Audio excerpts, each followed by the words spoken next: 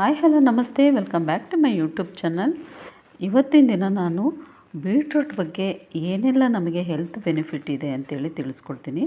So ಇದರಲ್ಲಿ ತರಕಾರಿಗಳಲ್ಲೇ ಅತಿ ಹೆಚ್ಚು ಹೈ ಪ್ರೋಟೀನ್ ಇರುವಂತಹ ಬೀಟ್ರೂಟು. ಈ ಬೀಟ್ರೂಟ್ ಸೇವನೆಯಿಂದ ನಮಗೆ ನಮ್ಮ ದೇಹದಲ್ಲಿ ಆಗುವಂಥ ಅನೇಕ ಪ್ರಯೋಜನಗಳು, ಅನೇಕ ಲಾಭಗಳ ಬಗ್ಗೆ ನಾನು ಇವತ್ತು ಮಾತಾಡೋಣ. ಸೊ ಹಾಗಿದ್ದರೆ ಈ ಬೀಟ್ರೂಟ್ನ ನಾವು ಕೆಂಪು ಮೂಲಂಗಿ, ಆಮೇಲೆ ಕೆಂಪುಗಡ್ಡೆ, ಇದು ಅತಿ ಹೆಚ್ಚು ರಕ್ತವರ್ಣ ರೀತಿಯಾಗಿ ಇರುತ್ತೆ. ಅಲ್ಲದೆ ರಕ್ತಹೀನತೆಯಿಂದ ಬಳಲ್ತಾ ಇರೋರಿಗೆ ಈ ಬೀಟ್ರೂಟ್ ಸೇವನೆಯಿಂದ ಅತಿ ಹೆಚ್ಚು ಉಪಯೋಗ ಇದೆ. ಇದರಲ್ಲಿ ಕಬ್ಬಿಣಾಂಶವು ಹೆಚ್ಚಾಗಿದ್ದು ಹಿಮೋಗ್ಲೋಬಿನ್ ಉತ್ಪತ್ತಿಯಲ್ಲಿ ಇದು ಬಹಳನೇ ನೆರವಾಗುತ್ತೆ. ಮತ್ತು ಇನ್ನೊಂದು ಹೃದಯದ ಸಮಸ್ಯೆ ಏನಾದರೂ ಇದ್ದರೆ, ಮತ್ತು ಈ ಬೀಟ್ರೂಟು ನೈಟ್ರೇಟ್ ಪ್ರಮಾಣವನ್ನು ಒಳಗೊಂಡಿದ್ದು ರಕ್ತನಾಳಗಳನ್ನು ಹಿಗ್ಗಿಸಿ ಹೃದಯದ ಆರೋಗ್ಯವನ್ನು ಬಹಳ ಜೋಪಾನವಾಗಿ ಕಾಪಾಡುತ್ತೆ. ಮತ್ತು ರಕ್ತದ ಒತ್ತಡವನ್ನು ಕೂಡ ನಿಯಂತ್ರಣವಾಗಿಡುತ್ತೆ.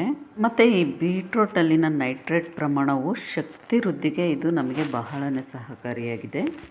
ಬಹಳ ಬೇಗನೆ ವಯಸ್ಸಾದಂತೆ ಕಾಣ್ತಾರೆ. ಒಂದು 35-40 ಏಜ್ ಇರೋರು ಕೂಡ ಆಗಲೇ 60-65 ಆ ಥರ ಕಾಣೋ ಅಂಥವ್ರಿಗೂ ಕೂಡ ಇದು ಬಹಳನೇ ಉಪಯೋಗ ಆಗಿದೆ. ಸೊ ಈ ಬೀಟ್ರೂಟ್ ಸೇವನೆಯಿಂದ ಚರ್ಮದ ಕಾಂತಿನೂ ಕೂಡ ಹೆಚ್ಚಿಗೆ ಮಾಡುತ್ತದೆ. ಬಹಳ ಬೇಗನೆ ಚರ್ಮ ಏನಾದರೂ ನೆರಿಗೆ ಬಂದಿದ್ದರೆ ಸೊ ಅದು ಕೂಡ ಇದು ನಿವಾರಣೆಗೆ ಬಹಳನೇ ಒಳ್ಳೆಯದು ಅಂತಲೇ ಹೇಳ್ಬೋದು. ಈ ಬೀಟ್ರೂಟ್ನ ಚಿಕ್ಕ ಮಕ್ಕಳಿಗೆ ಚಿಕ್ಕಂದಿರಿಂದಲೇ ನಾವು ಇದನ್ನು ಸೇವನೆ ಮಾಡ್ತಾ ಬರಬೇಕು. ಸೊ ಇದನ್ನು ಜ್ಯೂಸ್ ಮಾಡಿ ಕೊಡೋದಾಗಿರ್ಬೋದು. ಇದರಲ್ಲಿ ಶುಗರ್ ಕಂಟೆಂಟು ಇರೋದ್ರಿಂದ ನಾವು ಶುಗರ್ ಹಾಕ್ದೇ ಜ್ಯೂಸ್ ಮಾಡಿ ಕೊಡ್ಬೋದು ಮಕ್ಕಳಿಗೆ. ಇದರಿಂದ ಮೆಮೊರಿ ಪವರು ಬಹಳನೇ ಚೆನ್ನಾಗಿರುತ್ತೆ. ಬಹಳ ಶಾರ್ಪಾಗಿ ಆಗ್ತಾರೆ ಮಕ್ಕಳಂತೂ. ಇದನ್ನು ಜ್ಯೂಸ್ ಮಾಡಿಕೊಡಿ, ಇಲ್ಲಾಂದರೆ ರೆಸಿಪೀಸ್ನ ಮಾಡಿ ಇದರಲ್ಲಿ ಪಲ್ಯ ಮಾಡ್ಬೋದು. ಆಮೇಲೆ ಈ ರಸದಿಂದ ಬರೋಂತಹ ಇದನ್ನು ನಾವು ತೆಗೆದುಬಿಟ್ಟು ಜ್ಯೂಸ್ ಮಾಡಿ ಕೊಡ್ಬೋದು. ತುಂಬಾ ಉಪಯೋಗ ಅಂತಲೇ ಹೇಳ್ಬೋದು. ಅವರಿಗೆ ಚಿಕ್ಕಂದಿರಿಂದಲೇ ನಾವು ಇದನ್ನು ರೂಢಿ ಮಾಡ್ತಾ ಬಂದ್ರಂತೂ ಅವ್ರ ಹೆಲ್ತ್ ಕೂಡ ಬಹಳನೇ ಚೆನ್ನಾಗಿರುತ್ತೆ. ಸೊ ಹಾಗಾಗಿ ಈ ಒಂದು ಬೀಟ್ರೂಟಲ್ಲಿ ನಾನಿವತ್ತು ನಿಮಗೆ ಒಂದು ಒಳ್ಳೆ ರೆಸಿಪೀಸ್ನ ಮಾಡಿ ತೋರಿಸ್ತಾ ಇದ್ದೀನಿ. ಸೊ ಅದೇನಂತ ಹೇಳಿದ್ರೆ ಬೀಟ್ರೂಟ್ ಪಲ್ಯನ ಯಾವ ರೀತಿ ಮಾಡೋದು ಅಂತೇಳಿ ಇವಾಗ ನೋಡೋಣ ಬನ್ನಿ. ಸೊ ಇವಾಗ ಮೊದಲಿಗೆ ನಾನು ಬೀಟ್ರೂಟ್ನ ಈ ರೀತಿಯಾಗಿ ಸಿಪ್ಪೆ ತೆಗೆದು ಒಂದು 2-3 ಬಾರಿ ನೀಟಾಗಿ ವಾಶ್ ಮಾಡಿ ಎತ್ತಿಟ್ಟಿದ್ದೀನಿ. ಸೊ ಈ ಬೀಟ್ರೂಟಿಂದ ತುಂಬಾ ಒಳ್ಳೆಯದಿದೆ. ನೀವು ಇದೇ ಥರ ಪಲ್ಯ ಮಾಡಿಕೊಂಡು ಕೂಡ ನಾವು ಸೇವನೆ ಮಾಡ್ಬೋದು. ಇವಾಗ ಈ ಬೀಟ್ರೂಟ್ನ ನಾನು ಚಾಪರಲ್ಲಿ ನಾನು ಈ ರೀತಿಯಾಗಿ ಚಿಕ್ಕದಾಗಿ ಕಟ್ ಮಾಡಿ ತೆಗೆದಿರೋ ಅಂಥದ್ದು. ಸೊ ಈ ಥರ ಕಟ್ ಮಾಡಿ ಬೇಕಾದರೆ ನಾವು ಉಪಯೋಗಿಸ್ಕೋಬೋದು, ಇಲ್ಲಾಂದರೆ ತುರಿದ್ಬಿಟ್ಟು ಬೇಕಾದರೂ ನಾವು ಪಲ್ಯನ ಮಾಡ್ಕೋಬೋದು. ಸೊ ಈ ಥರ ಕಟ್ ಮಾಡಿ ಮಾಡ್ಕೊಂಡು ತಿನ್ನೋದ್ರಿಂದ ಒಂದು ಸ್ವಲ್ಪ ಗ್ರೇವಿ ಇರುತ್ತೆ. ಸೊ ಚಪಾತಿ ರೊಟ್ಟಿಗೆಲ್ಲ ಭಾಳ ಚೆನ್ನಾಗಿರುತ್ತೆ ಅನ್ನೋದಕ್ಕೋಸ್ಕರ ಅಷ್ಟೇ. ಇವಾಗ ಒಂದು ಬಾಣಲಿಗೆ ನಾನು ಕುಕ್ಕಿಂಗ್ ಆಯಿಲ್ ಹಾಕ್ಕೊಳ್ಳಿ. ಒಗ್ಗರಣೆಗೆ ಎಷ್ಟು ಬೇಕು ಅಷ್ಟು ನೋಡಿಕೊಂಡು ಕುಕ್ಕಿಂಗ್ ಆಯಿಲ್ನ ನೀವು ಸೇರಿಸ್ಕೊಳ್ಳಿ. ಸೊ ಇದು ಆಯಿಲ್ ಚೆನ್ನಾಗಿ ಕಾದ ನಂತರ ಸಾಸಿವೆ ಮತ್ತು ಜೀರಿಗೆನ ಒಟ್ಟಿಗೆ ಹಾಕ್ಕೊಳ್ಳಿ. ಮತ್ತು ಕರಿಬೇವು ಹಾಕಿ, ಹಾಗೆಯೇ ಒಂದು ಸ್ವಲ್ಪ ನಾನು ಒಂದು 2 ಸ್ಪೂನ್ ಆಗೋವಷ್ಟು ಕಡಲೆಬೇಳೆನ ಹಾಕಿದ್ದೀನಿ. ಹಾಗೆ 2 ಹಸಿಮೆಣ್ಸಿಕಾಯಿ ಮತ್ತು 2 ಕಟ್ ಮಾಡಿಟ್ಟಿರೋಂಥ ಈರುಳ್ಳಿನ ಕೂಡ ಹಾಕಿಬಿಟ್ಟು ಚೆನ್ನಾಗಿ ಈ ರೀತಿಯಾಗಿ ಫ್ರೈ ಮಾಡ್ಕೊಳ್ಳಿ ಆಯಿಲಲ್ಲೇ.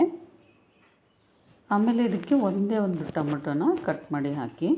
ಸೊ ಇದನ್ನು ಕೂಡ ಆಯಿಲಲ್ಲಿ ಒಂದು 2 ಮಿನಿಟ್ಸ್ ಫ್ರೈ ಮಾಡ್ಕೊಳ್ಳಿ. ಸ್ವಲ್ಪ ಟೊಮೊಟೊ ಸಾಫ್ಟ್ ಆಗೋವರೆಗೂ ಫ್ರೈ ಮಾಡಿಕೊಂಡ್ರೆ ಸಾಕಾಗುತ್ತೆ.